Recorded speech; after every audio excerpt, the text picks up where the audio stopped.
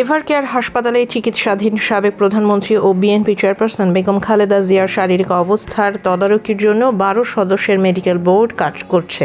বর্তমানে তার হৃৎপিণ্ড, লিভার, কিডনি ও ফুসফুসের সংক্রমণ সহ নানা জটিলতা রয়েছে। গত কয়েকদিনে তার অবস্থার উন্নতি বা অবনতি নিয়মিত পর্যবেক্ষণ করা হচ্ছে। বিএনপি মহাসচিব মির্জা ফখরুল ইসলাম জানিয়েছেন, বিদেশে নেয়ার জন্য কাতারের আমিরের পাঠানো বিশেষ এয়ার অ্যাম্বুলেন্স কারিগরি সমস্যার কারণে শুক্রবার ঢাকায় পৌঁছায়নি। সবকিছু স্বাভাবিক থাকলে শনিবার তা পৌঁছাবে। মেডিকেল বোর্ড যদি খালেদা জিয়াকে ফ্লাইটের জন্য উপযুক্ত মনে করে তাহলে আগামী রবিবার তিনি লন্ডনের উদ্দেশ্যে রওনা দেবেন।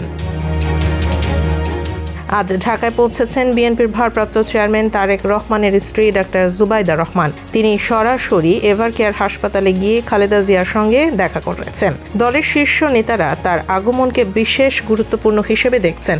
অব্যাহত চিকিৎসা ও পর্যবেক্ষণে খালেদা জিয়ার সুরক্ষা নিশ্চিত করা হচ্ছে।